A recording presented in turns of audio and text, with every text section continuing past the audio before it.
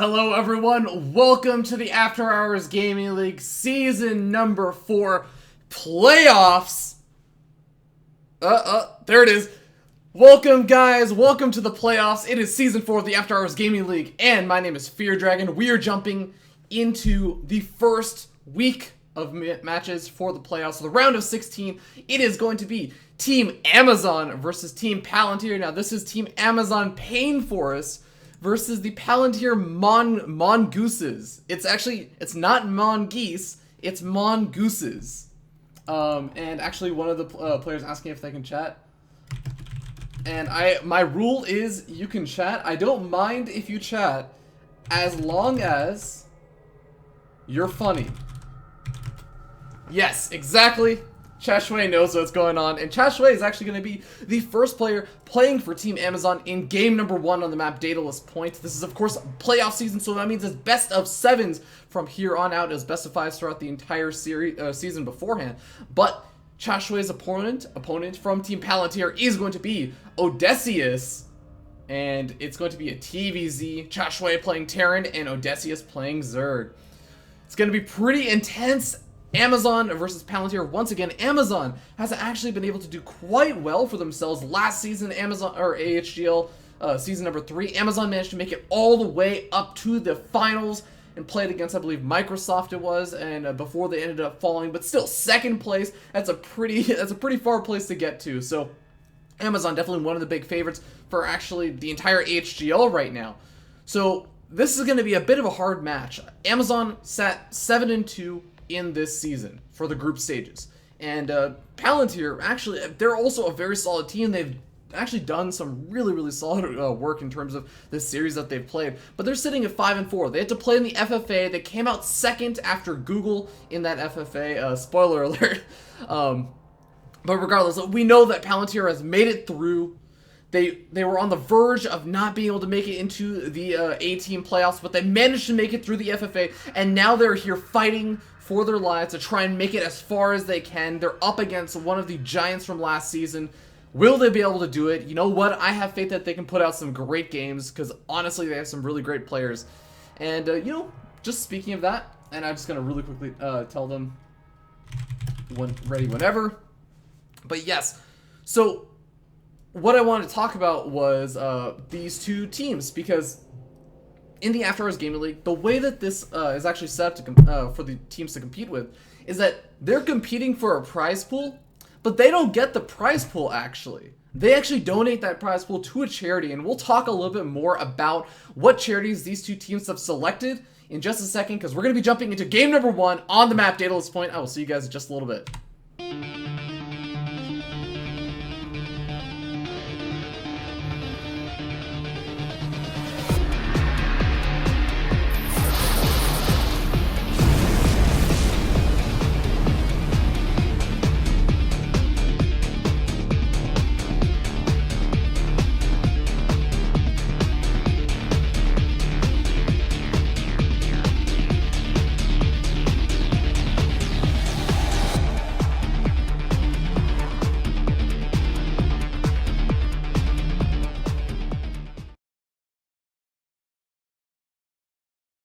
And of course, guys, we have so many people in the lobby that it did not actually load in time, but don't worry, we are loaded in the game and ready to get this started. So let's go ahead and jump in and introduce the first player, spawning down here in the bottom right-hand corner of the map, Daedalus Point, on top of the orange Terran player representing Team Amazon. It is Amazon's Chashway.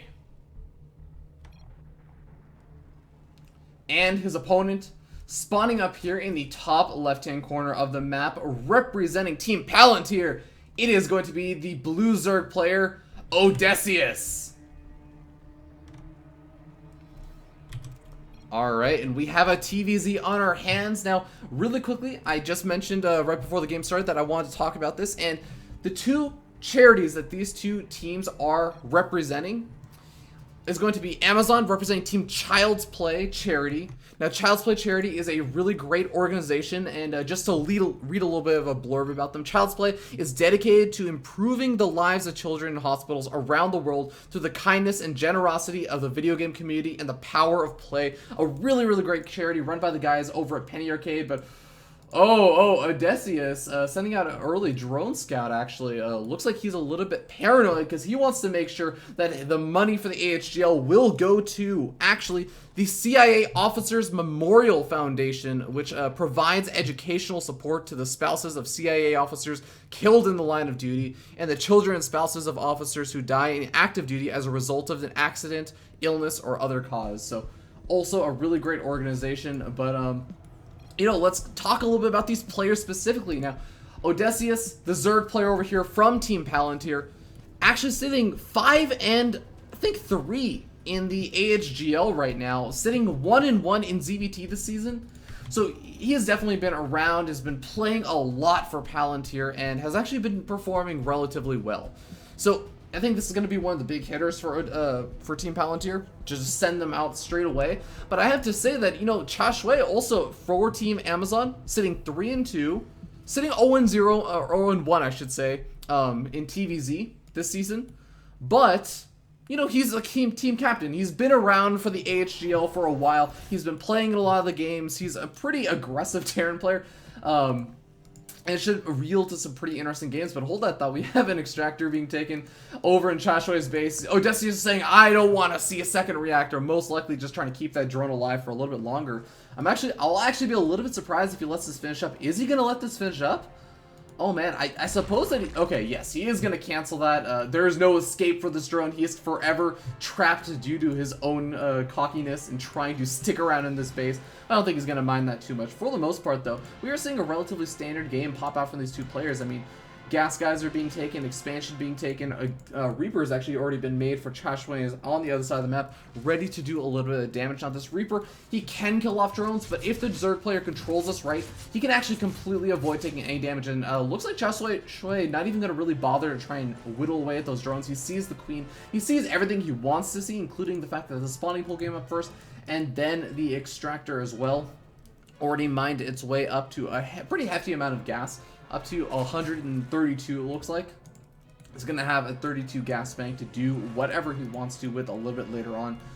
But yeah, Chashway is just content moving back with his Reapers, and he's going to regroup with two of them and then maybe send them back out across the map. Now, these two Reapers can really seize control of the map until Zergling's speed is finally finished up. And again, you have to remember, Odysseus, he went for that earlier Zergling speed, so that is going to be a concern for Chashway. He's going to poke back in over here with these two Reapers. The second Queen is going to be making its way over the natural expansion. Oh! Two Reapers do manage to pick off one of the drones. The second drone gets picked off before it can become an extractor to save its life. Of course, the only way to save your life as a drone against these Reapers really seems to be to just turn yourself into a building and then have a little bit of a reconsideration on your life choices. Maybe say, you know what, maybe I don't want to actually work at Burger King anymore. And then you decide to cancel it and go just back to mining and make those big bank money income from, you know, Palantir or wherever. But looks like the Reapers, for the most part, are going to be warded off, and Zergling speed is finally finished up. So Odysseus is going to be feeling much more comfortable about the situation in the game. Doesn't have to really micro his drones around quite as much now. But I will say that with the Tech Lab actually finished up for Chashway, and the Starport finishing up for Chashway, as well as a third command center, Chashway is going to be in a great position to do some nice Banshee pressure. Now, is he going to go for Cloak? That is the big question now. He has quite a bit of gas saved up, so I would actually wager that he is. Because you can already see he's starting that Banshee right now. He still has a lot of energy or gas left over for that Cloak. He does end up starting it. So he's going to be able to put on a lot of pressure. He already has these 4 Hellions and these 2 Reapers out. So this is a very, very typical type of Terran pressure to put on. You move out with 2 Reapers, 4 Hellions, and you can actually do a really nice job at either pressuring the Queens over at the front, picking off Zerglings, or even sometimes actually canceling a third expansion if he tries to get taken a little bit too early with too few units out. Now, Chashway is going to scout that third expansion and say, oh, you're not taking it? No, just yet? No problem. So he's just going to go ahead and poke up the ramp, sees that the Wallen is actually coming up for Odysseus. Now, Odysseus wants to make sure that this Wallen is here, so that these Hellions and these Reapers can't just run rampant. Yeah, the Reapers can jump up this side of the cliff to maybe get some scouting information or whatnot off, but really, they can't do a whole lot. They're going to be on creep, they're going to be chased down by Speedlings almost immediately if they're by themselves. They need the backup support of these Hellions, and very soon, the backup support of this Cloak Banshee. Now, there is a bit of an interesting stylistic choice that comes out from Terran players, where some Terran players like to push in with the Banshee and all of their Hellions and Reapers, and it looks like that's going to be ChashWay's choice. Sometimes we see Terran players decide to just move over to the main base with the Banshee and try and poke in with at the front with the rest of the units, kind of do a two-prong attack, but no, ChashWay is saying, you know what, you have some vulnerable buildings over here. This Evolution Chamber, I mean, really only the Queens can actually deal damage to that Banshee, but it looks like they're doing a pretty good job of it so far. Cloak has finished up, so I'm surprised that he's not trying to engage those Queens at least. I feel like he could do a really good job, and look at that, actually. ChashWay really has not lost any units. Really, the only units he's sent out so far have been those 2 Hellions. He still kept those alive. And the 2 Reapers, and then the 4 Hellions, which he's also kept alive. And that Banshee, which he took a little bit of damage with, but he kept that alive as well. But you know what? I have to also hand it to Palantir's player, Odysseus. He hasn't really lost that much either, besides those 3 early worker kills from the Reapers. I mean, he's done a pretty good job with the control. He didn't really lose a whole lot over here during that Hellion, Reaper, or Banshee harassment. And generally, when a Terran player opens up that way, you kind of want to get some damage done. You kind of need to get some damage done, because you're sacrificing being able to produce a lot of army units in exchange for being able to produce a lot of tech-heavy units. These Banshees and the Cloak is pretty expensive on the gas. That actually delays a lot of the other things you would like to do. Like, you can imagine that these factories, as it looks like we are going to be seeing ChashWay go into the mech style, which is super awesome to see. But, I mean, you could imagine that those factories could have finished up a little bit earlier. Maybe you could have gotten out a couple more siege tanks or Thors a little bit sooner. If he had not gotten Cloak, and I feel like he hasn't really been able to utilize it just yet.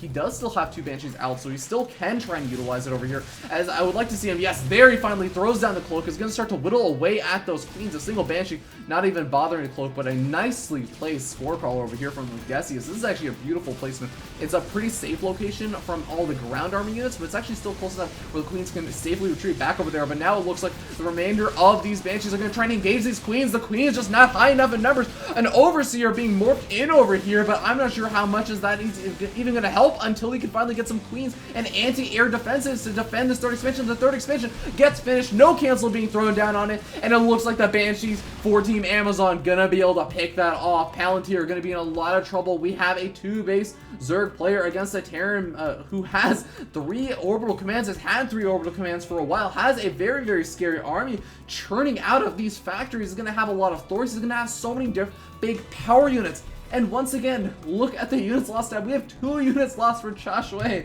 which I believe was, I think, a single Reaper? No, he still has not lost any of the Reapers. He lost, I think, 2 Hellions then. And that is really freaking impressive, man. Great control over here from ChashWay today in game number 1. And Amazon looking to be in a dominating position right now. But Palantir is not out of it just yet. It looks like Odysseus is just saying, okay, you know what? My 3rd expansion got killed off. It's okay. I'm just going to retake it.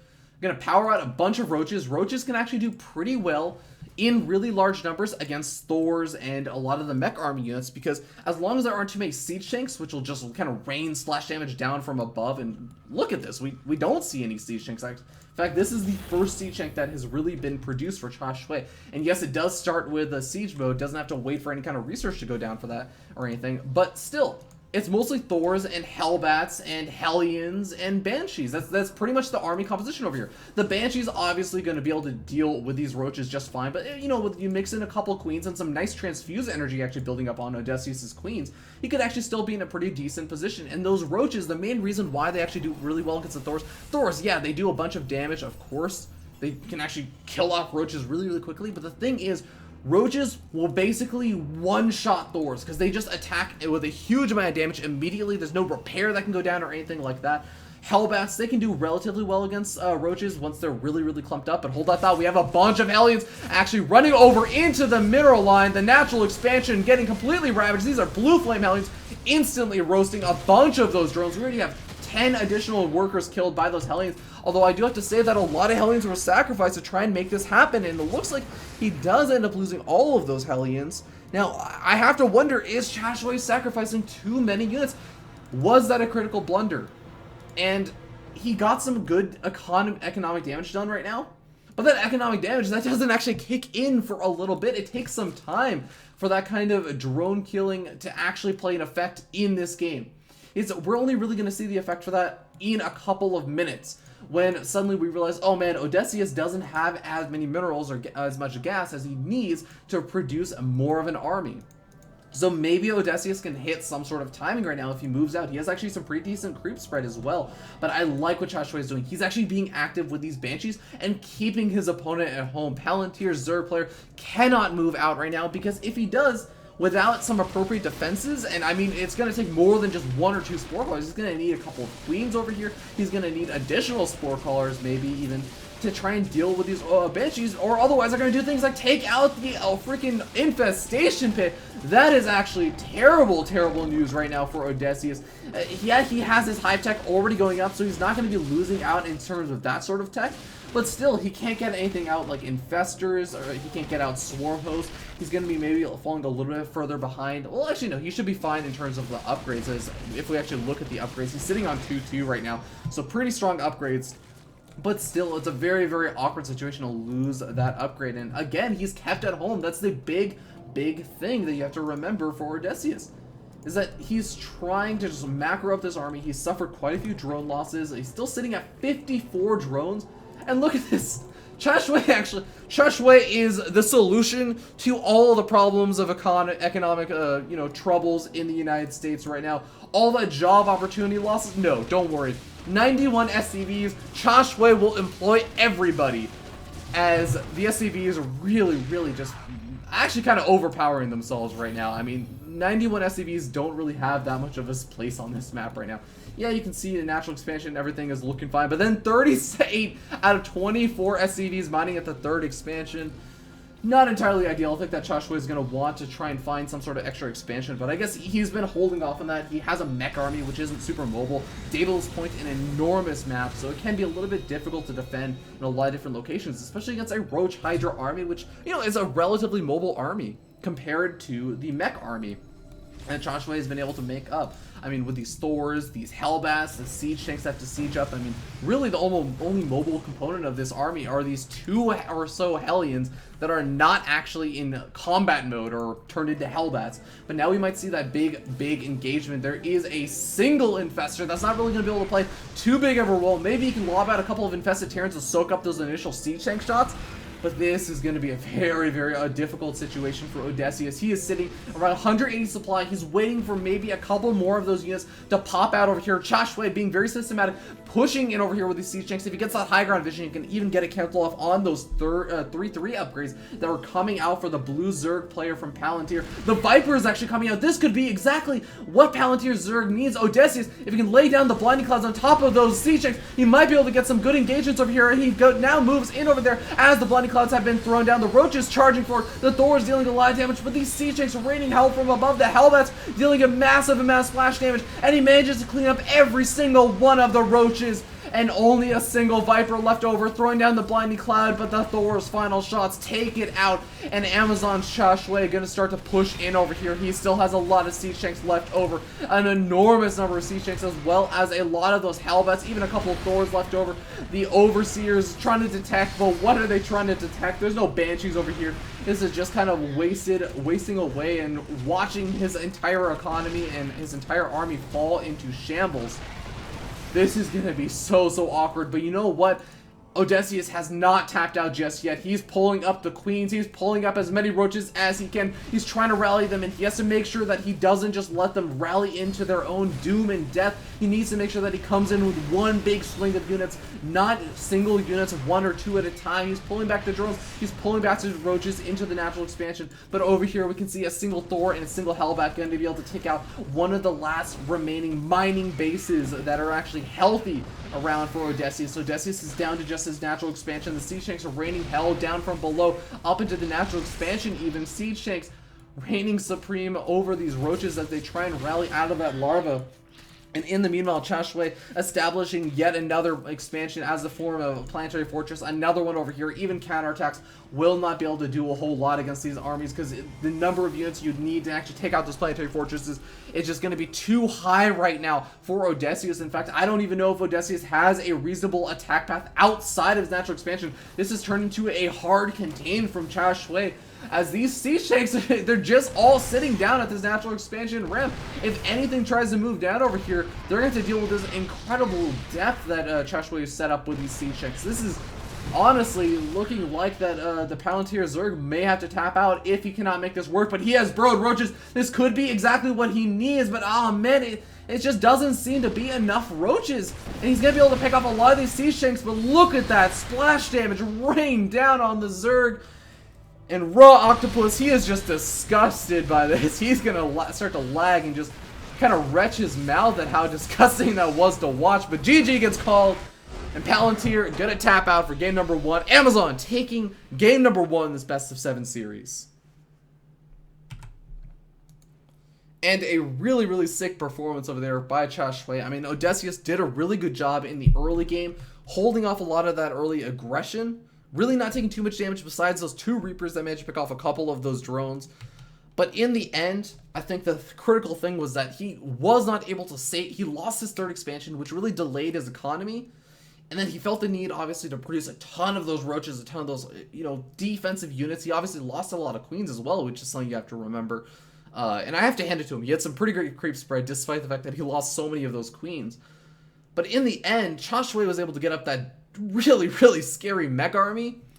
And he was able to keep his opponent at home, even after doing, losing a bunch of his Hellions to try and kill off 10 or so drones. But then also being able to keep his opponent again at home with those Banshees, with the cloak, and making sure that he didn't just get some sort of big counterattack right before he got that massive, massive mech army. And once he finally got that mech army, he pushed across the map, and he just kind of ran over everything like a giant train running over like something very, very small. I was going to say a mouse, but that's actually a really disgusting image of a train running over a mouse. So let's not think about that. Let's just think about what is going to be going on in game number 2. Because, again, this is a Pro League style format. What that means is that the players have already been selected. We already know who's going to be playing for the next match, and that is going to be Team Amazon's Metzelmats. Also, I like to call it Metzelma TZ just because it annoys him. Facing off against Team Palantir's Danaliath. Now, Danaliath is going to have a very, very difficult run again, or match ahead of him. Because first of all, he's actually sitting, at least right now, on this account he's playing on, is sitting in gold. He's up against Metzelmatizi, who I like to call actually somewhat of the ace for Team Amazon, because he's sitting a comfortable 9-0 in Season 4 of the AHGL. Let me say that again. He's undefeated with 9 games in the After Hours Gaming League. He's played most of the weeks, and he's never lost a match. He's actually also sitting at 2-0 in ZVZ, which is going to be the matchup, Zerg versus Zerg, on the map Habitation Station. And he is a pretty damn good player. So Danaliath's going to have a very, very difficult road ahead of him. And it can be a little bit disorienting when you are like maybe a lower league player playing against a really, really top level like Masters player or something. And sometimes you end up seeing some early cheese come out. And maybe that actually will be a good solution. Maybe you can just try and go for some sort of 8 pool or something, or a 10 pool in this matchup, and try and get an easy win.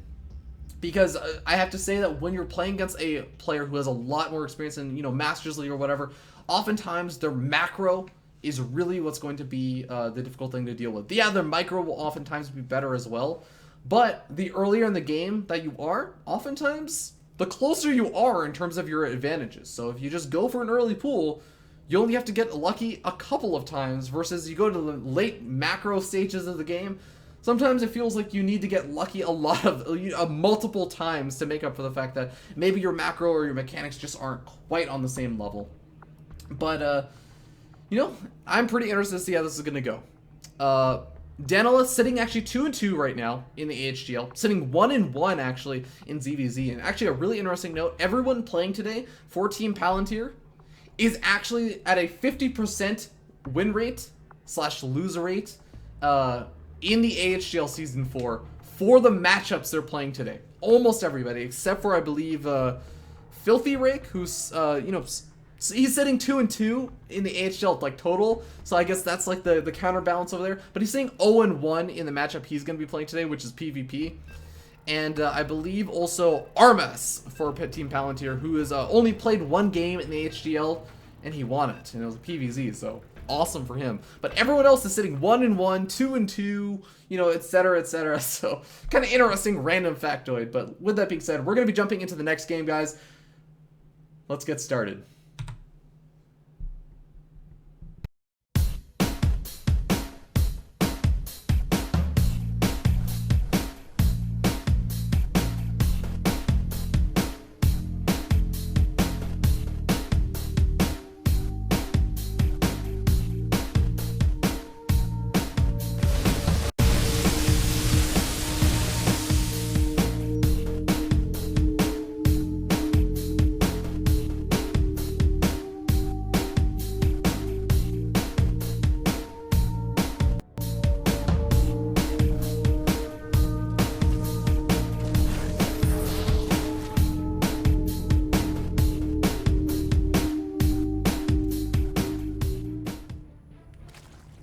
Alright guys, we are getting started as we spawn up here in the top left-hand corner of the map, Habitation Station, on top of the blue Zerg player representing Team Palantir.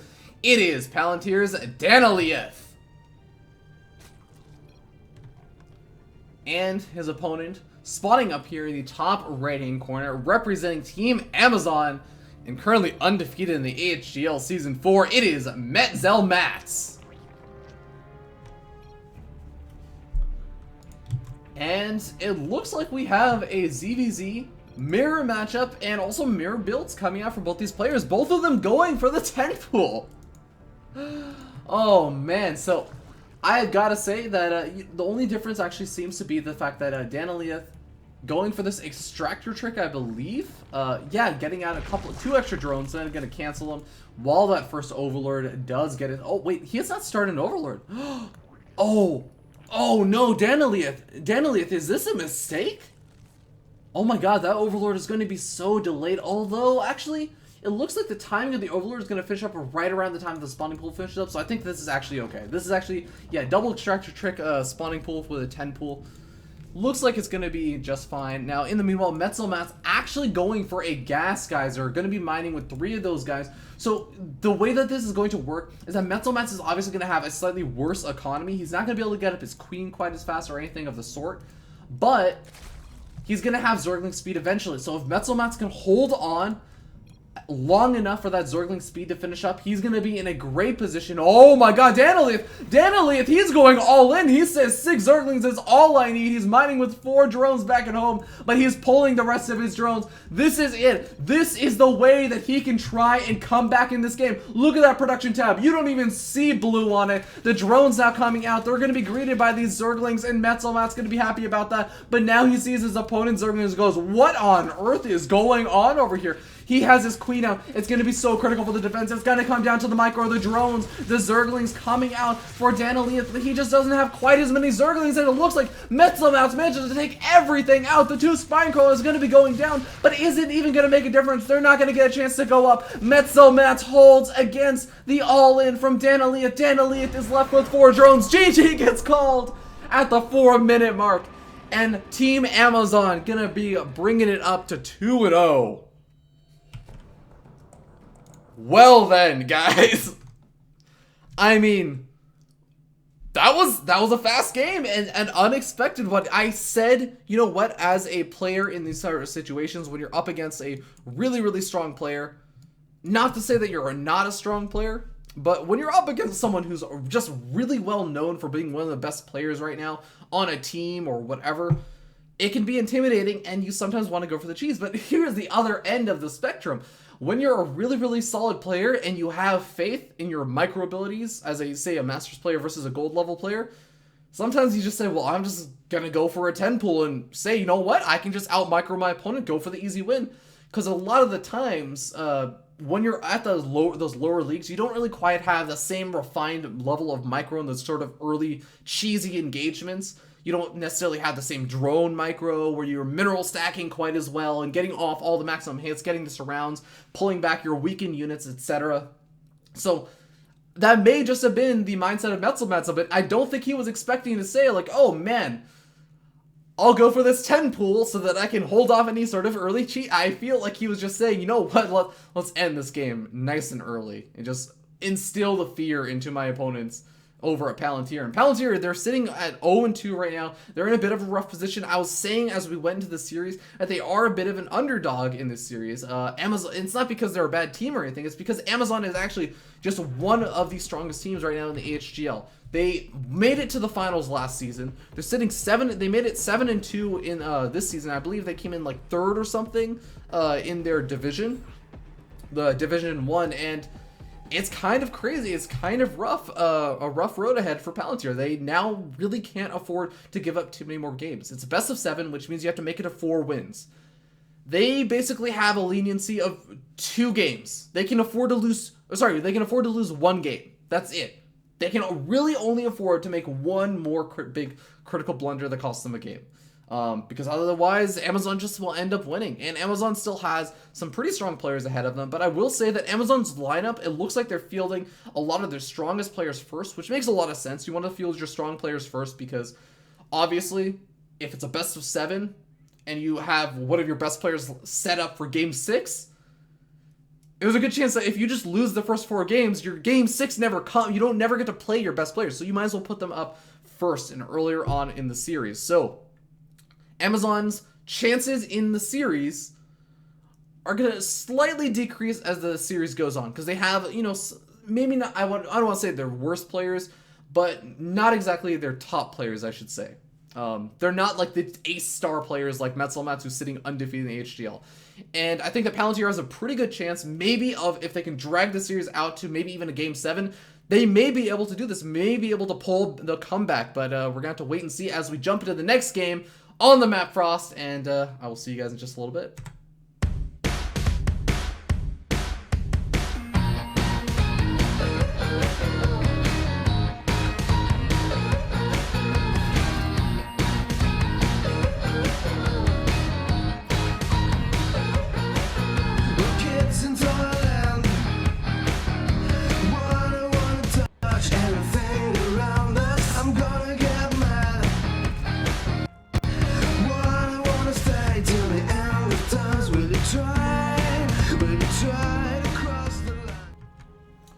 Alright guys, let's go ahead and jump in and introduce the players as we spawn down here in the bottom right hand corner of the map. Frost on top of the orange Zerg player representing Team Amazon, currently up 2-0. It is Amazon's Zavid, also known as Davis backward. Divaz backward. But his opponent spawning down here in the bottom left hand corner of the map, Frost, as the blue Terran player representing Team Palantir. It is Palantir's RO16. And let's talk again about these two players. So RO16 has actually done relatively well for himself in the AHGL, sitting 3-3, comfortable, tied 50% win rate. And he's actually sitting 2-2. 4 of those 6 games have been TVZs. So he's had a lot of experience in this. And again, 2-2, 50% win rate. Zavid from Team Amazon sitting 5-3, so slightly better win rate, I guess, overall in the AHGL, but he's actually just maybe played a couple more games, 2 more wins, whatever. But also, he's actually sitting 2-0 in ZVT, so also had a little bit of experience in ZVT in the AHGL, has been able to play in that sort of quote-unquote tournament setting under the pressures of winning a best of 1 against your opponent for your team. And it should be pretty interesting to see what these two players end up doing. Now, we do have a Reaper opening coming out for RO16, it looks like, as he is going to have enough gas for that Reaper very, very soon. And, Frost is a pretty good map for it. You can kind of jump up that Reaper into a couple of locations over here. Actually, I don't believe that you can jump it up into the main base from this location over here. The reason why is that there's actually 2 levels of cliffs. There's one level, which is like this level down over here. Or, yeah, 1 level over here. So this is like level 1 cliff up here. This is level 2. So it's like a little bit lower down.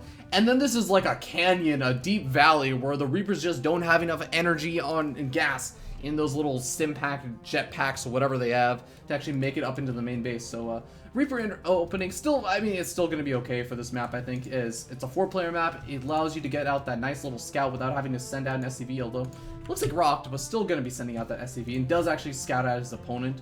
So not going to be a big deal. But still, you lose out on a couple extra minerals. Less than completely ideal. But regardless, he's going to go in for that natural expansion behind all this. A pretty standard Reaper opening coming out from Team Palantir. Now, Team Amazon, going to be dealing with this Reaper harassment by getting out a couple of those early Zerglings. Does not have any gas geysers actually going down, and is going to be able to ward away the Reaper for now. He has not actually lost any of those Zerglings, and the Queens are going to be popping out very soon, and once those Queens pop out, it becomes much easier to deal with the Reaper. Oh my god, some great Zergling micro. Almost manages to pick off the Reaper, does manage to get it as the Queen pops out at the last second. A really sick pickoff from Zavin, and that might seem like it's not the biggest deal because there's another Reaper coming in over here.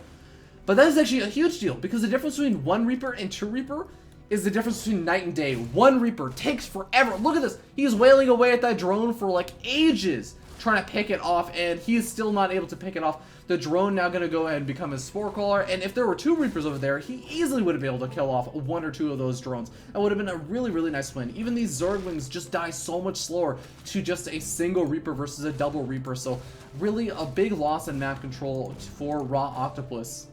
As, I mean, he's going to be able to kill off his first unit this game. A little bit annoying again for the Terran player, but really well controlled over there for Zavin. Now, for the most part, the game is not too heavily influenced. I don't think that Raw Octopus is significantly behind or anything at this point, but it's those big psychological things that happen in the early game. You want to try and get out as many early advantages as you can as you move into the later stages of the game, because it's just those little micro engagements in the early game that really set into your opponent's mind, like, I'm a better player than you. I can beat you. You really can't, like, put up with my level of micro, or my level of macro, or whatever.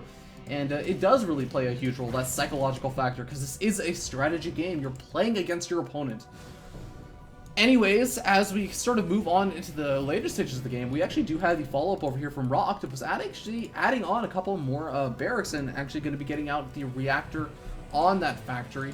We'll likely be seeing another barracks maybe plop down right around here, and probably swap that barracks onto the reactor a little bit later on. After a couple of those Hellions get out, because the Hellions are just nice. It's a pretty standard thing for a Terran player to go for these Hellions, because basically the Hellions are very mobile units that can go ahead and pick off creep. Maybe they can go ahead and get some drone damage, although it's become less and less likely these days. Zerg players have been dealing with Hellion harassment since the dawn of the Wings of Liberty. It's been a very, very long time that they've been dealing with them, so they've gotten pretty good about this. And you can see Zavin is very much prepared for it. He has a double evolution chamber and a Roach Warren wall. Has the Queen sitting over there that's actually getting pushed so far out. Oh, it looked for a second like the Roaches were actually pushing that Queen all the way to the forefront, but no, it looks like the Queen's just actually going to be sitting over there, getting ready to deal with those Hellions that are going to be popping out. And it looks like a Raw Octopus just saying, well, you know, try and look for any kind of early Zerglings around, maybe try and pick off whatever units he can and shut down some of that map vision from his opponent. As Zavin is just kind of droning it up, getting up that third expansion, playing out pretty safe and standard, I would say, and really powering up for the late game.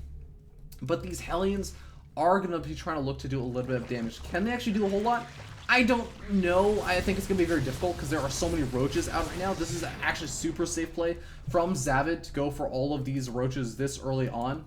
Now he's going to have +1/+1 to follow it up, so it looks like we're probably going to be seeing some sort of Roach Hydra tech coming out from Zavin. But it's the fact that he delayed this layer tech for such a long time that really makes me think that Zavin is kind of playing it out into a big macro game. He's also gotten up these early upgrades. Now he can really, really heavily drone. As you can see, 10 drones being produced right now. Take a look at the unit counting station. We have 59 drones to 42 SCVs right now. Now, of course, that is partially just because there's a massive amount of droning coming up from Zavin right now. And of course, Raw Octopus, once he actually gets up a third command center, he can start to power up some SCVs, but he actually doesn't have a third command center coming up just yet. In fact, he's getting up his starport, he's getting up a reactor, he's getting up a lot of barracks, and he's looking like he wants to maybe put on some early game pressure off of those two bases for now. And the Hellions still trying to poke around, trying to do as much damage as possible. Looks like they were checking around for a fourth expansion, which would be a very early fourth expansion, I think, to try and take right now. But still, it's good to check for that kind of stuff. Make sure that your opponent isn't playing a little bit too greedy. The Hellions able to pick off maybe one or two of those creep tumors, shut down a little bit of that creep spread, but a lot of Queens out for Zavin. He's going to be feeling very, very comfortable replenishing that creep and really getting his creep spread on. Oh my god, look at all this creep spread, though. I mean, he's actually spreading out in a lot of different locations, which is something really, really great to see, because I mean, the creep spread is already going down toward this expansion. It's basically connected. As soon as he takes this next hatchery, boom, he already has creep spread over there, and it makes it a lot easier to defend. Now, we are actually seeing in the chat also Chashway kind of remarking on the Marauder count right now for his opponent, for Raw Octopus. And Raw Octopus, this Marauder count is definitely there to try and deal with this big Roach cannon. Oh, the Hellions trying to come in over here, trying to find a good engagement angle, or trying to find an angle to maybe get a little bit of harassment done on those drones, but not quite able to get it. He ends up losing quite a few of those drones, and a Widowmine burrowed over here, maybe trying to deny a 4th expansion from eventually being taken. I honestly wouldn't be even that upset to see Zavid try and take this as a 4th expansion at some point. I mean, yeah, it's a lot closer to his opponent's base, but honestly, he has a pretty strong army of roaches and these Hyduls that are probably going to be popping out in just a couple of seconds. And I feel like he could actually maybe compete with these Marauders in these, I guess, medevacs. And he really just has Marauders. He doesn't have any Marines. This is actually so interesting. He has, okay, 3 Marines sitting in a bunker back at home, but really, this is just mainly a force made to deal with those roaches, but the Hyduls will be doing a lot of damage. The Hyduls may actually be able to deal with these Marauders a lot better.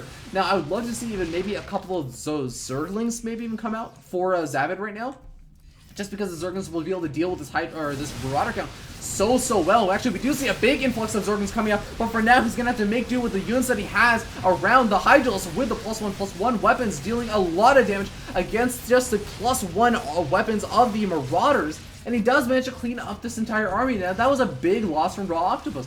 Raw Octopus did not really get a 3rd expansion for a very long time. He may actually not even have a 3rd expansion still. He's still sitting on just 2 orbital commands. No additional expansions have been thrown down. He was basically trying to win with that kind of push. He needed to try and do a lot of damage, at least pick off a base over there. And without having done that, he's going to be in so much trouble. He needs to find some sort of way to hold on, to get up enough units to deal with this army. But honestly, he just lost so much that I'm not sure if he can actually even survive this big counter-aggression attack, much less try and power up an economy to create some sort of follow-up.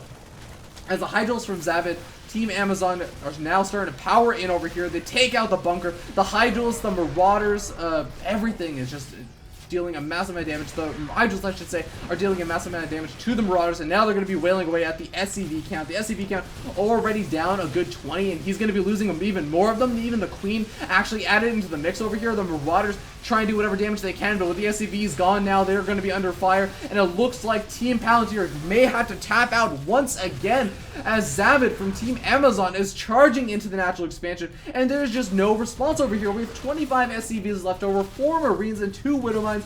That is not going to be enough to deal with this kind of army, and Team Amazon is going to be moving up to a 3-0 lead over his opponent. GG gets called, and we are going to be moving into game number 4. And wow, Team Palantir, again, they are a very solid team. They've obviously made their way to the playoffs, but they have... Team Amazon has just really been showing absolute domination in this series. And Team Palantir really needs to be prepared for these next coming games. I mentioned it before. I think that a lot of the heavy hitters for Team Amazon were coming out first. We had Chashway, the team captain of Team Amazon. We had Metzelmats, the undefeated Zerg player for Team Amazon. We had Zavid, who's sitting 5-3, has played 8 of the games for Team Amazon and won 5 of them. And next we're actually going to have Zimbaus, who's also a really strong Protoss player for Team Amazon, sitting 3-2, and he's going to be playing against DJ, who looks like actually may be one of Team Palantir's really strong players, sitting 4-1 the AHGL Season 4, sitting 1-1 in PvP. So this may actually be a potential turning point for Team Palantir. If it's not the turning point, then that's actually it. Palantir really can't afford to lose any more games at this point. They've lost all of their opportunities to try and make mistakes. This is time for absolute perfect play, absolute perfect matches out of Team Palantir. And they have to win every single game. They have to win 4 games in a row at this point if they want to be able to advance on to the round of 8 of the After Hours Gaming League Season 4 playoffs. And it's going to be rough. It really is going to be rough. Now, I do want to note, we have, once again, a 50% win rate for Team Palantir's Protoss player DJ in PvP, sitting 1-1. And Zimbaus actually sitting 0-1 in PvP. Now, of course, a lot of you people, you might be engineers, you might be statisticians. I know a lot of you people who are watching this are participants in the AHGL, and you might be saying, well, Fear Dragon, one game is not a good way or a good sample size to actually draw conclusions off of, and you're absolutely right, it's not, but it still does goes to show, you know, sometimes players, maybe they feel a little bit more comfortable in a matchup versus others they don't. Everyone sort of has their preferred matchups. But, you know, maybe DJ, it's not, maybe it's his chance to actually show his mettle in PvP. Maybe Zimboss is not feeling as good about PvP these days, as I know a lot of players in PvP, there's a big split between players who say it's a very, very coin flippy matchup. It just depends on whatever build order you kind of open up with. I sort of hold the opinion of the other end of the spectrum where you can get advantages, but they're not really game deciding advantages just by what build order did you decide to open with. You can really win with any kind of build order as long as you play it out really well, and you can always bring it to the later stages of the game and try and overcome that sort of build order deficit or disadvantage that you have. So, with that being said, the map is going to be Alterzim's Stronghold for game number 4. Team Amazon once again leading up 3-0 versus Team Palantir in the round of 16. Team Palantir on their last leg. Literally, this is a 4-legged chair. That's usually what has 4 legs. It's a 4-legged chair, and they've lost 3 of them. They're now in some sort of future age chair. They've transmorgified themselves into a future age chair that can stand on 1 leg. But will that 1 leg be enough? Can they actually transform themselves into the future and stand on no legs? Only time will tell. I will see you guys in just a little bit.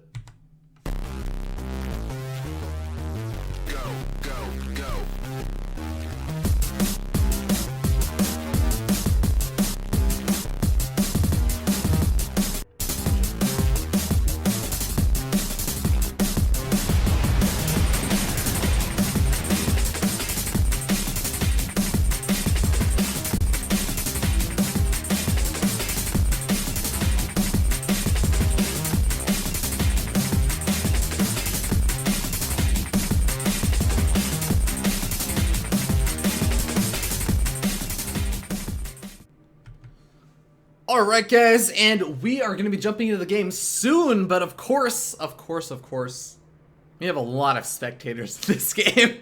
So we are waiting for everybody to load, and that means that it takes quite a while. But the map is going to be Alterzim Stronghold. It's going to be a PvP. Once again, I kind of talked a little bit about how some players feel maybe it's a little bit more of a quote-unquote coin flippy matchup.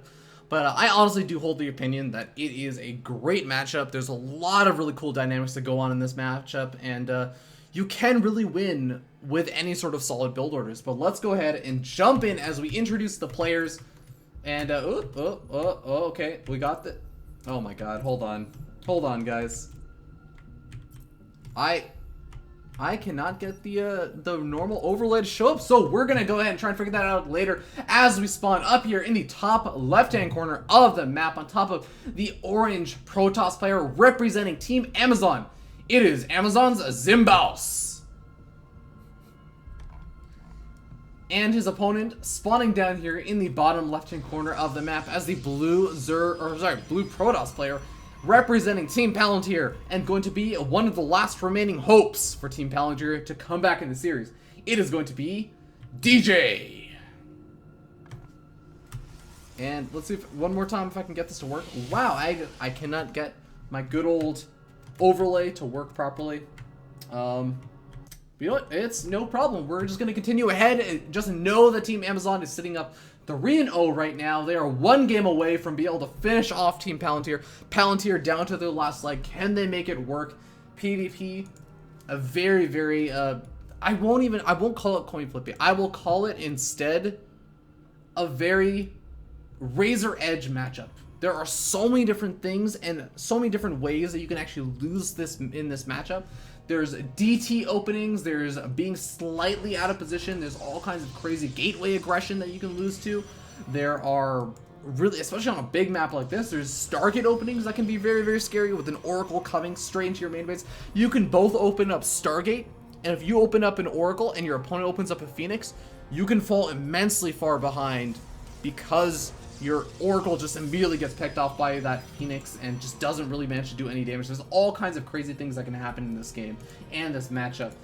But only time will tell what will actually end up happening. Again, Alterzim Stronghold, seriously, one of the biggest maps ever in this map pool. And we're gonna see that DJ is gonna get the first scout off. And ooh, looks like actually my keyboard might be messing up, and maybe that is actually why I am unable to get a lot of the normal stats up. Let's see if I can do this one more time. Yes, I got it! Guys, success in pulling off the AHGL overlay, but now, yes, we do end up having DJ getting that first scout off. Now, this was a relatively normal time scout. I believe he sent it out after the gateway. He just kind of got a little bit luckier with the scouting positioning. Whereas it looks like Zimbaus actually went for a much earlier scout. Went for, I think, a scout after the pylon, which meant that he was actually sacrificing a good bit of his economy to try and do so, but he does finally get that scout off. And it looks like it's just as well that he did so, because Ultra's Stronghold is such a big map, and he actually got the worst scouting position possible, scouting his opponent out last. And the main thing that you kind of look for is you look for, one, the Chrono Boost saved up. Zimbaus does have a little bit of Chrono Boost energy saved up, so you could actually throw down a couple on some sort of tech like Blink Stalker play, or maybe even go into some sort of gateway aggression with the Chrono Boost on the Warp Gate. Whereas DJ, DJ has a lot of Chrono Boost saved up. He does also have both of those gas guys mining 6 or 3 on each gas, and has 2 gateways up. Oh my god, I feel like we could actually very well see DJ go into some heavy gateway aggression. Maybe if he throws down another gateway or 2, this could be very possible. What is DJ going to end up doing? This is a huge map. We have a Stargate being thrown down. Okay, so this is very interesting. I feel like the most likely situation... Oh, hold that thought. We actually have a Stargate opening coming up from Zimbaus as well as another gateway. So they're both going to be opening up Stargate, but we are going to have a big difference in terms of where the Chrono Boost is for these two players. Zimbaus laying down that final Chrono Boost over on his Nexus. So he's going to be playing a little bit more defensive of a style, but oh my god, he's actually getting a great pickoff on this one Stalker. DJ Stalker may very well escape, but it's going to be very close. The brush helps him out just a little bit. These two Stalkers very confused. And that is actually going to be a really nice save. You want to be able to stay alive with as many of those Stalkers as possible. And remember, a no health Stalker hits just as hard as a full health Stalker. Unlike real life, if somebody is on the verge of passing out in real life, normally you would think that they wouldn't be able to hit as hard. But not so much true in StarCraft. These Stalkers are very strong as long as they are able to function relatively well. And they're going to actually be able to pick off that Zealot, and with the 3-Stalker advantage, he's going to be able to push his way forward and set up this proxy pylon. Now again, he has the Stargate out. What is he going to be making from it? I feel like maybe an Oracle would make sense, because he can try and push at the front with these Stalkers, while at the same time moving in from the back with an Oracle. But he could also go for a Phoenix, maybe try and lift up a Sentry that was trying to lay down a force field. But oh, look at this. It looks like these Stalkers from the team Palantir trying to move up the ramp, trying to do as much damage as possible. The 3 Stalkers are able to try and pick off his opponent's Stalkers from Team Amazon. Zimbaus retreating back with those 2 Stalkers. The Zealot tanking a lot of that damage, but actually, amazingly enough, DJ managed to get out without really taking too much more damage. He does end up losing one of the Stalkers, but it was the low health Stalker anyway. So that means that he still has 3 very full health Stalkers, and he's able to do some good damage to Zimbaus' Stalker. Now, Zimbaus has been forced to try and just micro his heart out, try and hold on, but look at this. DJ actually, this is his follow-up. He's getting up in natural expansion behind all this, and he's trying to feign this sort of big aggression and try and poke up and see what his opponent's unit composition is, while he just goes ahead and retreats, and he says, you know what, I have a box spawn set up in case my opponent had overcommitted, but he didn't. So, just gonna go ahead and let the proxy spawn fall. That's totally okay. He's not going to get supply blocked by any means, especially since he has a Nexus finished up and he has a couple of additional pylons already set up around his base. Now, the big concern is going to be, can he actually make sure he holds on and doesn't die to any kind of counter aggression, as we do actually have it. Once again, Zimbaus with the Stargate play. He has a single Void Ray being produced right now. It is just popped out, and that can actually do a massive amount of damage to those Stalkers, as it does that extra damage to the armored units. But oh, look at this. The Oracle is coming over here. 10 kill Oracle. Oh my god, we missed a complete probe massacre over there for Zimbaus, as he managed to actually kill off 10 probes. That means that we should have seen DJ up to 30 probes on 2 bases. He should have been in a fantastic position. Now he's down a good 10 workers. You have to remember, 10 workers, 50, that's 500 minerals worth of workers. And that is a very painful loss. That means there's 500 minerals that could have been maybe invested into gateway units or extra gateways or whatever. to try and help out with this sort of defense over here that he's just not going to be allowed to have for now. So Zimboss could actually do a lot of damage with this aggression as well, as now we end up seeing one of the Stalkers immediately getting focus fire down by that Void. The Void Ray taking a lot of damage from those Phoenix. The Phoenix is going to be very, very important for DJ's defense over here, as he can try and pick out the Void Ray as well as that Mothership Core. If we can pick out the Mothership Core, that prevents any sort of recalls back out in case Zimboss does overcommit, as well as prevent any sort of time wars from going down. And those time warps could be very, very big in these engagements, especially since that Void Ray really wants to focus fire down those Stalkers. But it looks like actually Zimboss gonna be retreating back home. He's actually content with the damage that he's done. He's picked off a hefty number of those workers, as well as actually be able to pick off even a couple of one or two of those Stalkers, just doing a little bit of poking damage, freaking out his opponent, forcing him to warp in more units rather than maybe even producing a couple more of those probes or getting up some additional tech. And he's done a pretty good job of that. And behind this, he's able to get up his own natural expansion. And at the end of the day, we see that they have relatively even worker counts. But the big difference is we have one player who has, you know, a pretty big army, 7 Stalkers. We have 2 Void Rays out versus the 4 Stalkers that are out for Team Palantir, for Team DJ. But he has 4 Phoenix out. And I think that the Phoenix may end up being a little bit more valuable in these engagements, depending on what the reinforcing units are later on. Now, we actually do have these Phoenix. Ooh, trying to come in over here. They managed to pick off a couple of those workers for Zimboss. But what ends up happening over there... well, actually, hold on. Wait. We had a couple of workers for... No, the Phoenix was cleaning up. The Phoenixes were cleaning up units from Zimboss. And what ended up happening over here is we do have a couple more workers killed off for Zimboss, as he managed to kill off one more worker. The Phoenix is just trying to be as active as possible.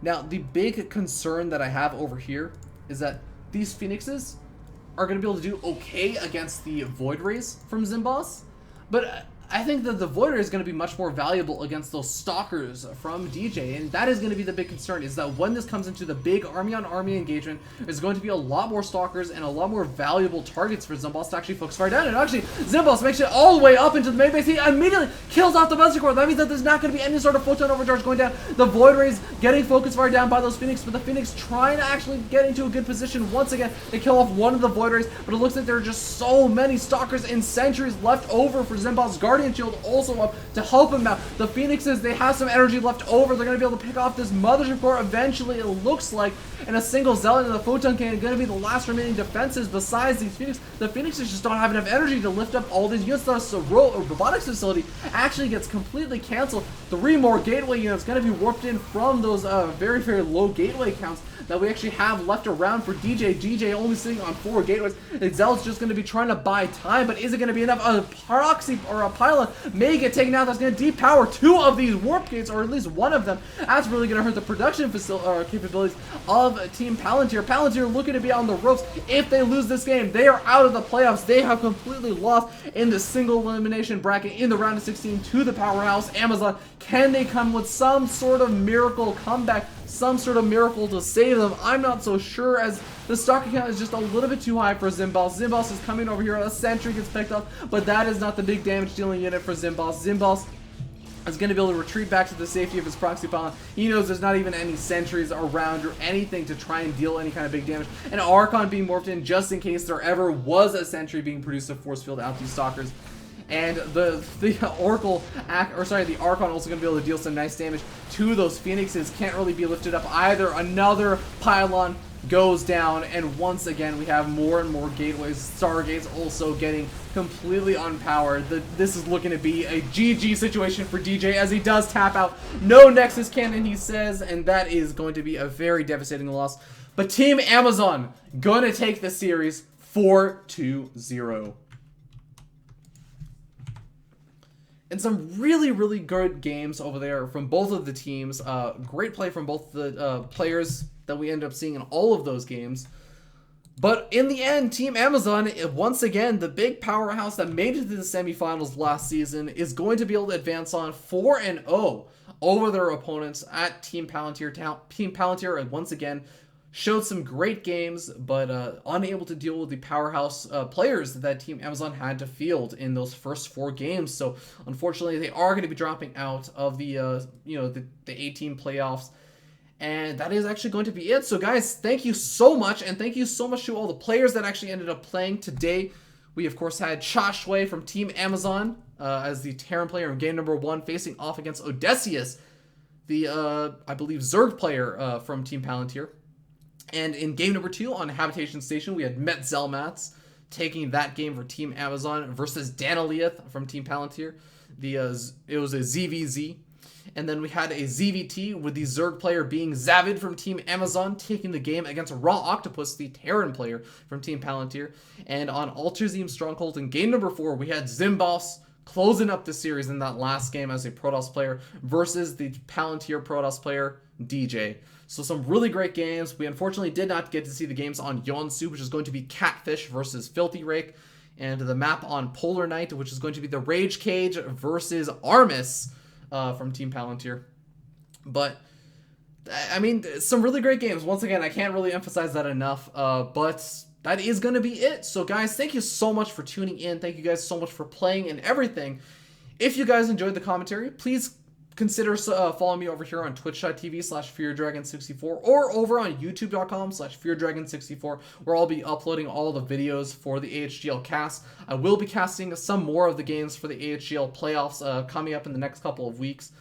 But that is actually going to be it. So I just want to give a huge shout out to Team Amazon and Team Palantir. Team Palantir, once again, they were trying to root for, of course, the charity event or charity organization, the CIA Officers Memorial Foundation. Whereas Team Amazon rooting for that Child's Play organization, trying to get the money donated to Team Child's Play. But it looks like Team Child's Play is going to be victorious for today, and they're going to move on to the round of 8. And I'm actually kind of curious, who could they end up playing against? Obviously, we don't know who is the victor for the other game series that was actually played today. But you can actually check out to see how exactly the bracket is looking right now. If you just go over to afterhoursgaming.tv, you can see more about the bracket. Just go to the team standings page, and you will actually see it looks like Team Amazon is going to be playing the winner of Epic versus the Googleisks. And that could actually be a very, very interesting match. Because if Googleisks actually advance on, Team Amazon's old team captain, Cicero, however you want to pronounce it, is actually on the Google list now. So we could see a little bit of a ex-teammate on ex-team or teammate fight. But it should be pretty interesting. With that being said, guys, I'm going to be taking off. Thank you so much again for tuning in. Have a wonderful, wonderful Sunday, and keep playing StarCraft. Take care, guys.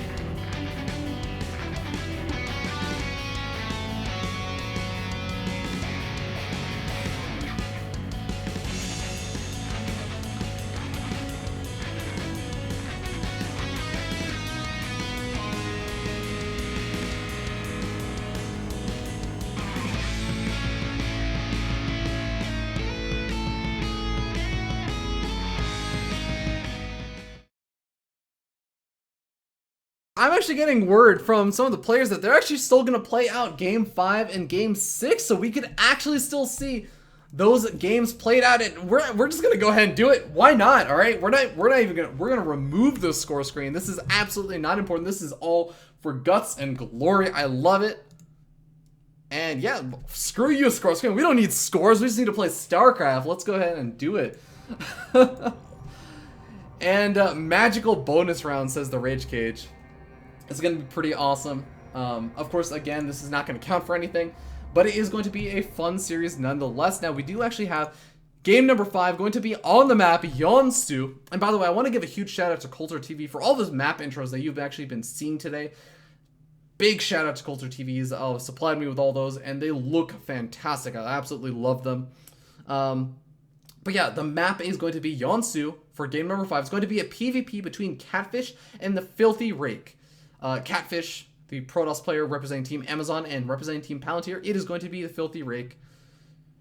Catfish actually sitting 0-2 in the AHGL and 0-2 in PvP, so this is what I was talking about. Team Amazon, they had a lot of their heavy hitters coming out early on, But in the later stages of this best of 7, I mean, you know, Catfish, again, he's not a bad player, but he hasn't really found that same level of luck in the AHGL. He hasn't really gotten those the same level or number of wins. In fact, he still has yet to find that first win in the AHGL. So let's go ahead and jump into this game. I'm excited for this. I'll see you guys in just a little bit.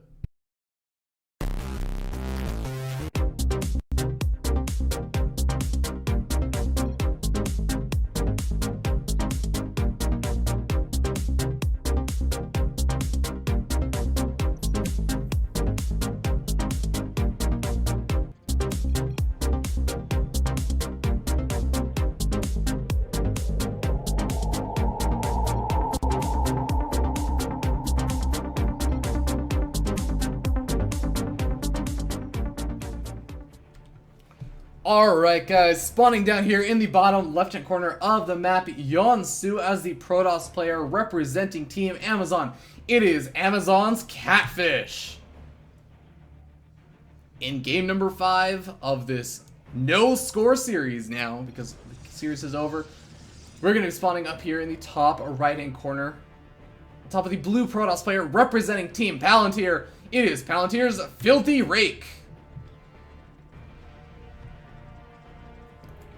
And if you guys are attentive, if you guys play StarCraft, you will notice that there are a couple of things weird about this game. Now, if you play a lot of StarCraft, you might be working, maybe you're in Bronze League, maybe you're in Silver League, maybe you're just kind of working on certain aspects of your game. One of the things that I like to work on is working on my minimap awareness. So let's go ahead and look at the minimap. So we have a base being built for Catfish. On the other side of the map, going for a proxy 2 gateway play, and on the in base for Team Amazon, we also have Team Palantir saying, you know what, your side of the map, it looks just so much greener. I want a part of this. Your farmland just looks so beautiful. Let me in on that. He's gonna build 2 gateways of his own, and you know, Catfish, he's saying, well, you know what, let's share together. He's going for 2 gateways and a cybernetics core. He's also going for a gas geyser. We have a proxy 2 gate versus a proxy 2 gate with cybernetics core and gas. This is going to be absolutely crazy. We do see actually still the zealots being produced over here for Catfish, but his gateways are slightly more delayed.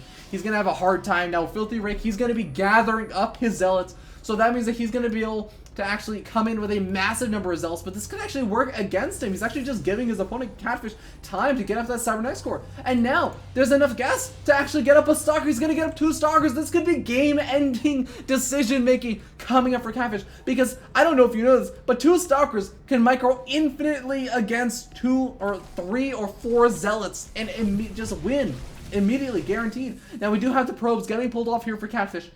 That is going to be very, very annoying.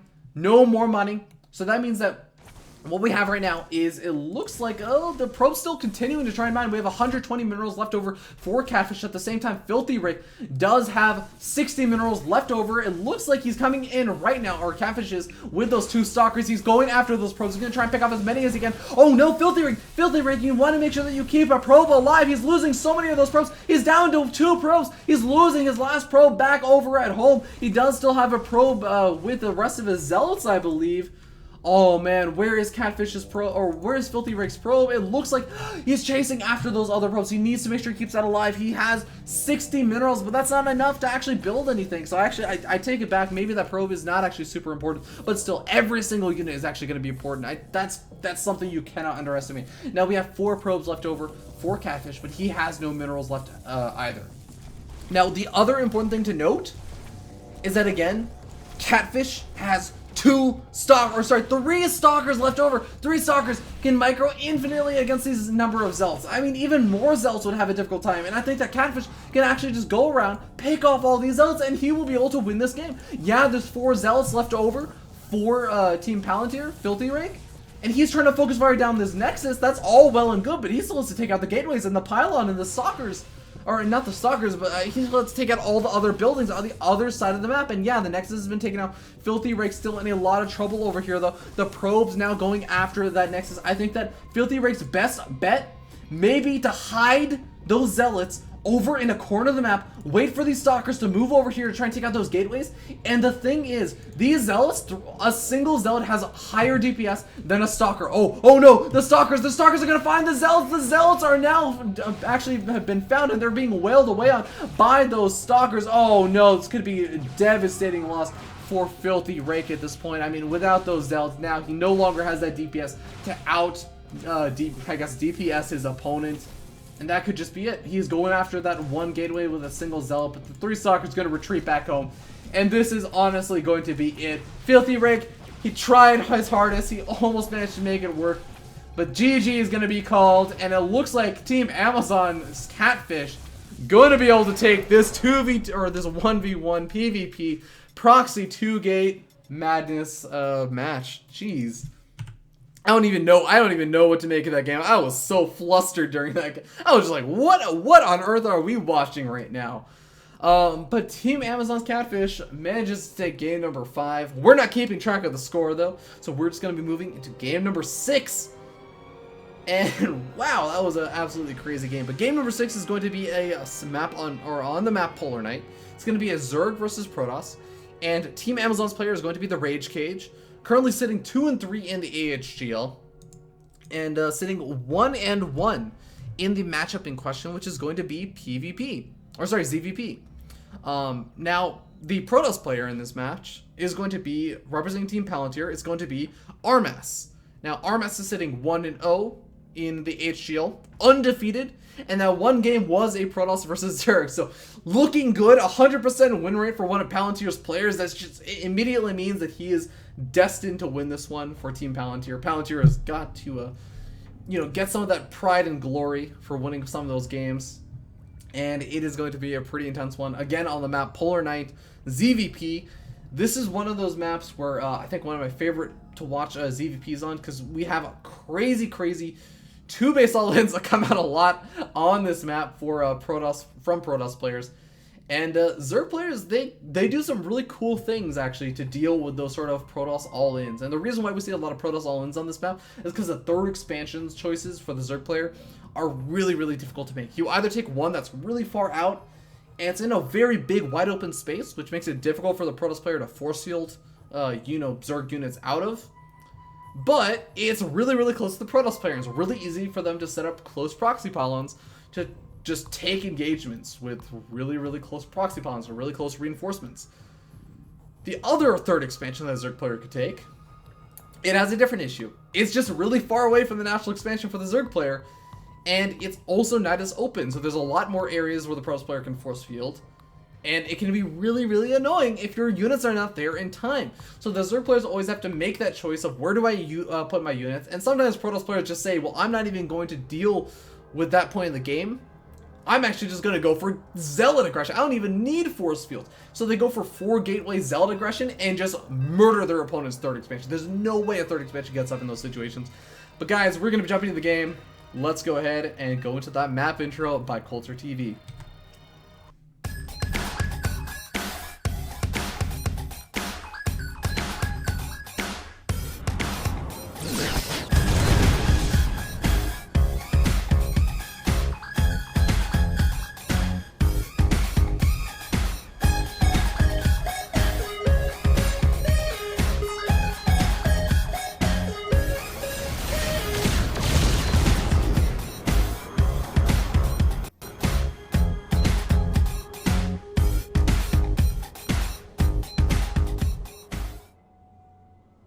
Alright guys, let's go ahead and jump in and introduce the players as we spawn up here in the top side of the map Polar Night on top of the blue Protoss player representing Team Palantir. It is going to be Palantir's Protoss player, Armas.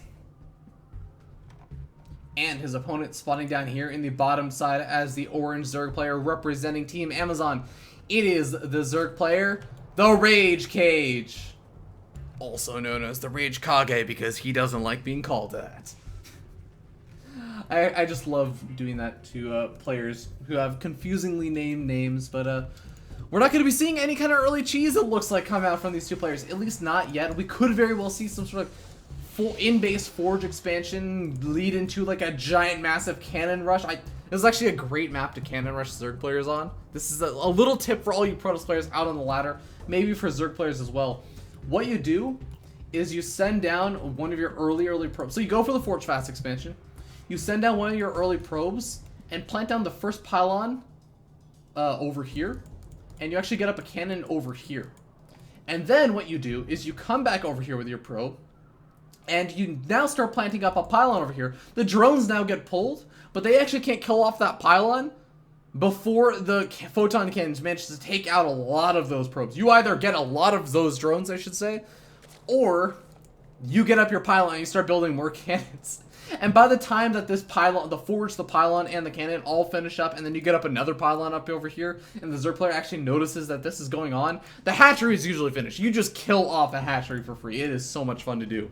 But we're not going to be seeing that. It looks like Armas going to be playing a little bit more standard, I guess. I mean, it's okay. I appreciate standard play. Yeah,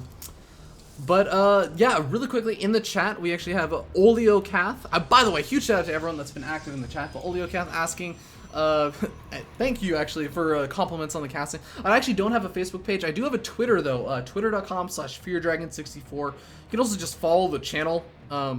This is actually what I'm pretty much going to be going live for the AHGL mostly. I think that's really the only thing I'm going to be going live for the most part in the near future. So you can feel free to follow me on Twitch if you feel so inclined. But let's get back to the game, as we do have a Roach Warren being thrown down for the Rage Cage on one base in a Zerg versus Protoss. Oh my god. This has just been an absolute slugfest these past 3 or so games. All the players have just been going absolutely crazy with the aggression. And we're going to have the Rage Cage going for a Roach all-in with Burrow. He's getting Burrow right now. And this is one of those advantages at the heart of the Swarm. You don't need Lair Tech to research Burrow. Which, really big shout out to, I think it was Viva La Dirt League, who has... They created like some song when Heart of the Swarm came out for Heart of the Swarm. And one of the lyrics that always was like one of my favorite lyrics was, "And you don't need Lair Tech to research." Okay, I'm going to stop embarrassing myself. We have 4 gateways coming up for RMS. This is about the best situation he could have asked for. He is not going for that natural expansion. In fact, he has not actually scouted out. Well, it looks like he did scout out the natural expansion at some point, but when did he scout that actually out? He planted out a proxy bomb. He may suspect that there is something up, but he has not. Oh, he saw the gas geyser. He saw the gas geyser. That is an absolutely huge shell. You see the gas geyser with no natural expansion down? He may very well be doing this 4-gate in response to thinking, oh man, my opponent's about to all-in me. But the Roaches are already coming across the map.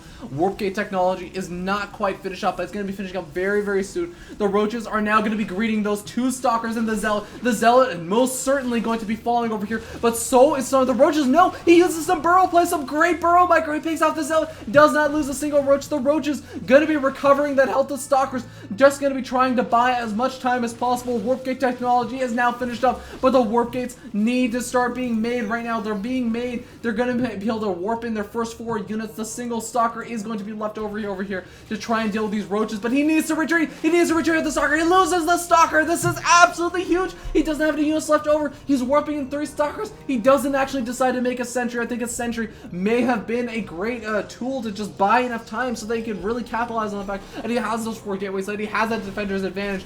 But no, it's not going to play an effect anymore. The Burrow play does come out, saving yet again another one of those Roaches. Every single time a Roach gets low, he burrows it and saves it and just allows it to regenerate the health. And now we have the probes being pulled off the line. A single Roach does end up falling. Every Roach that falls is going to be very, very annoying. But behind this, we have more and more Roaches being made, and a robotics facility is on the way. But this robotics facility, oh my god, it could actually be depowered by this pylon. If he goes under the pylon, it's going to depower not only the Cybernetic core, not only the warp gate, but also the robotics facility that is looking to try and produce an observer to deal with these Roaches. It looks like another Roach going to be able to burrow just barely in the nick of time.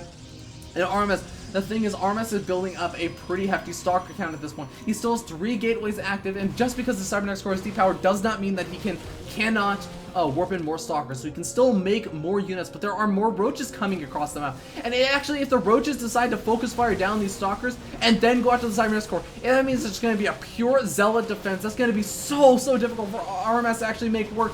Palantir are going to be looking to be in a very difficult situation. Another roach does go down, though, as the Rage Cage losing a couple of these roaches. It looks like RMS may be able to somehow make some sort of miraculous comeback happen. He's pulling probes. He's trying desperately to try and defend over here. He's down to 13 workers versus the 18. More roaches going to be coming in for Amazons. The Rage Cage is powering through. He's taking out all the probes. The 2 stalkers going to be remaining. An observer is out. He can start to take out these brood units, but it isn't even going to matter. The stalkers don't even have the DPS to take out those brood roaches, it looks like. And the final 2 stalkers going to tap out. GG gets called, and the Rage Cage from Team Amazon going to take the final game number 6. Wow, okay. We just had an absolutely sick game over there, guys. So really great games by all of the players that were involved today. Big shout out especially to the two teams for allowing the players, the 4 players who did not get a chance to play in the actual series, to still play out their games. It was a lot of fun to watch those. The double proxy Stargate from Filthy Rake and Catfish, as well as the Roach All-In versus the 4K from the Rage Cage and RMS. Are really sick games, guys. But once again, I'm going to be signing out. Congratulations to the Team Amazon, I guess, on their perfect victory. And Team Palantir, don't sweat it, guys. You guys played some great games, and I'm really looking forward to seeing how you guys do in AHGL Season number 5, which hasn't been announced yet. I have no idea if it'll be announced, but I mean, I gotta assume AHGL Season 5 is coming. It's such a great tournament series that I just love watching and casting and doing everything with. It's really great to see a lot of the people who are, you know, full-time software developers, business people, etc., participate in these kind of StarCraft leagues, and I'm personally looking forward to playing in the AHGL for Team Amazon myself coming Season 5 maybe, because I'm going to be starting in May, so I'm looking forward to that. But guys, thank you again so much for tuning in. Have a wonderful night or day, and take care. Yeah, there's the transition.